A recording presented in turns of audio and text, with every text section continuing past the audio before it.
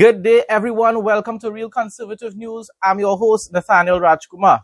Please stay with me for the next 10 to 15 minutes as I highlight the latest news events and provide commentary for February 11th, 2026 regarding local, regional, and international security, political, and social issues. Starting off locally here in Trinidad and Tobago, Minister of Planning, Economic Affairs, and Development, Dr. Kennedy Sarawat Singh, says Trinidad and Tobago is moving to end its decade-long reliance on outdated national statistics, with a long overdue census set to begin in the coming months. Decade-long PNM. Speaking during a conference hosted by the University of the West Indies on Monday evening, he noted that the last census was conducted in 2011 under the UNC, warning that the country has been planning in the dark for far too long. What was the reason for PNM failing to just conduct a census for the past 10 years? I think it had a couple of times that they said that they were going to do it.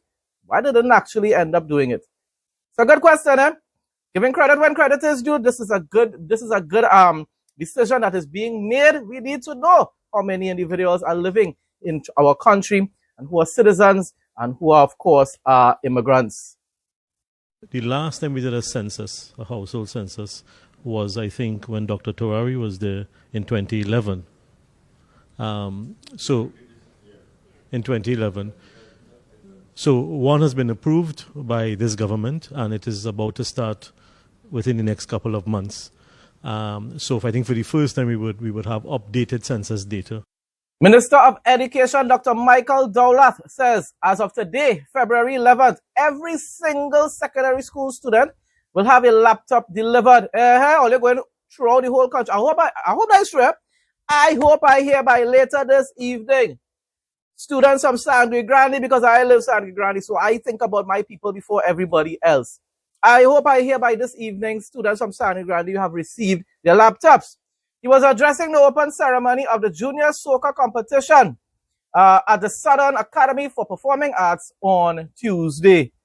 If by tomorrow, God's willing, it hasn't come to pass that students in Sangre Grande have received their laptops, I will be highlighting it.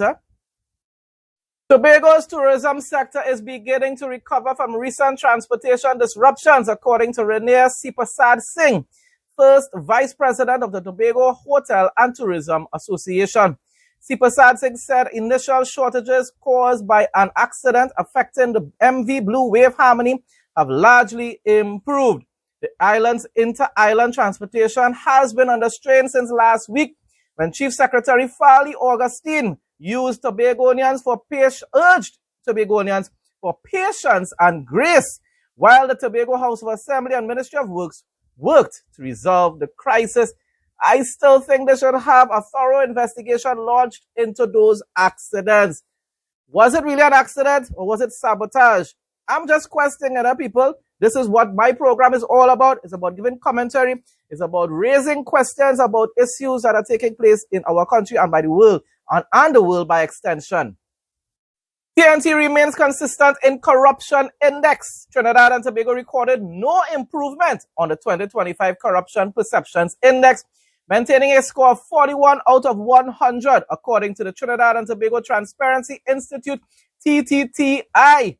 The unchanged score places the country in the mid-range globally and just below the Americas region average of 42. TTTI said the stagnant result reflects entrenched government challenges and gaps between policy commitments and real enforcement. According to TTTI, persistent issues include weakness in public financial management, delayed implementation of the Whistleblower Protection Act, and the absence of meaningful campaign finance reform.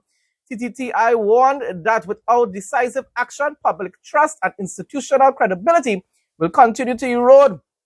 I will add, look at the amount of cases of corruption the UNC has highlighted. Padarat in particular has highlighted since April of 2025.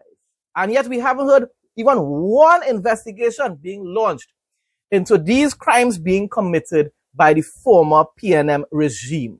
So how you expect anywhere in the world or even here in Trinidad for people to believe that the corruption has ended in our country, even though there's a new administration? The question is why? Why no investigations have been launched? And is it going to be a case where the PNM is going to get away with crimes yet again?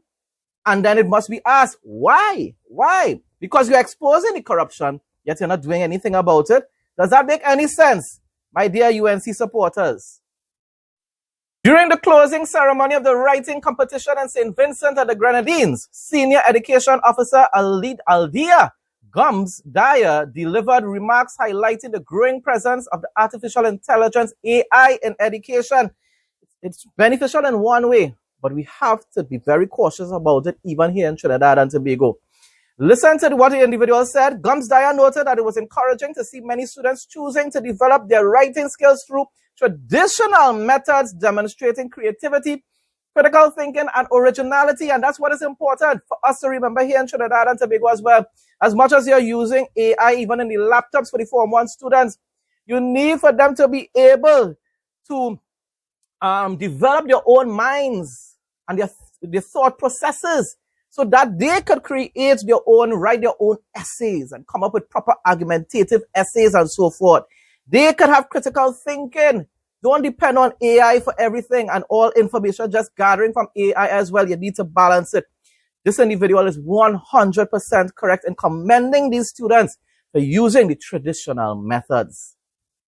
So today, in an age when we are still coming to terms with some of the digital developments, including that huge elephant, artificial intelligence, AI, we are here to celebrate our very brilliant students who produced their pieces on their own using talent and imagination. Let us give them a round of applause.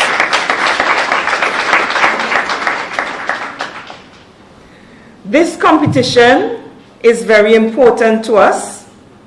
It has been going on for quite some time, and we have had Hatchet Learning at our side supporting us. Now, this competition allows our students to really showcase the skills that they develop in the classroom. What you are seeing here is part of an end product, not just for the competition, but what is happening in our schools.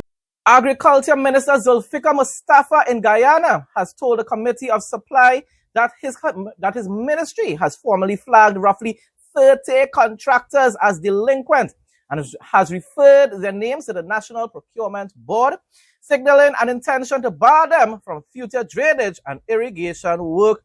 You see, Guyana, most likely, their corruption index might start to go down if it hasn't already. Because while they are holding even their contractors, I'm sure even politicians, accountable for their actions. Unlike what's taking place here in Trinidad and Tobago. Jamaica, not just Trinidad, Jamaica has recorded no change on the latest Corruption Perceptions Index, maintaining a score of 44 to be among countries with significant problems with corruption, according to Transparency International, in spite of Andrew Holness being in office for now his third consecutive term. I really hope he does up his game. The score is 2 points above a new low global average of 42. Transparency International released the 2025 index on Tuesday, showing Jamaica also unchanged at 73rd out of 182 countries in the global rankings. International news now. Drought conditions have left over 2 million people facing hunger in parts of Kenya, with cattle keeping communities in the northeast the hardest hit, according to the United Nations and others. In recent weeks, images of emaciated livestock in the arid area near the Somali border have shocked many in the region that reels from the effects of climate change. My response, meanwhile, the UN and all the leftist activists continue to send millions of dollars worth in aid into Gaza. But you're not studying anywhere or anyone in Africa, whether it's Sudan, Nigeria, Congo. You're not thinking about all the Christians that are being persecuted in these countries either. Not just the hunger that's taking place, but the persecution that is taking place as well. U.S. Senator Lindsey Graham says To the brave people of Iran, President Trump has always heard your cries and demands for justice. The regime has proven yet again it's incapable of real change. If this regime continues the course they are on, then I believe President Trump's statement that help is on the way is becoming more real by the day. Thing about it is, Trump should have delayed that statement, because you encouraged the individuals to protest, and then weeks passed, thousands died, and yet they still aren't sure whether you're going to actually come to help them or not.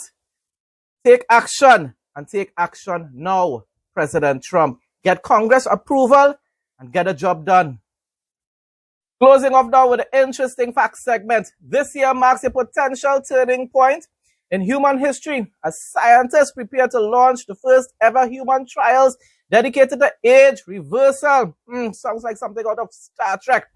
For decades, the idea of turning back the biological clock has been the stuff of science fiction and folklore. But recent breakthroughs in genetics and biotechnology have moved the concept from fantasy to the laboratory. New researchers are ready to take this next massive step, testing these therapies on actual people.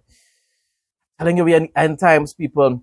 I will say a big no thanks. I would love the idea to remain young until Jesus returns, but I would love that to be done naturally, not by any type of, you know what is taking place there, people. You know what's taking place there.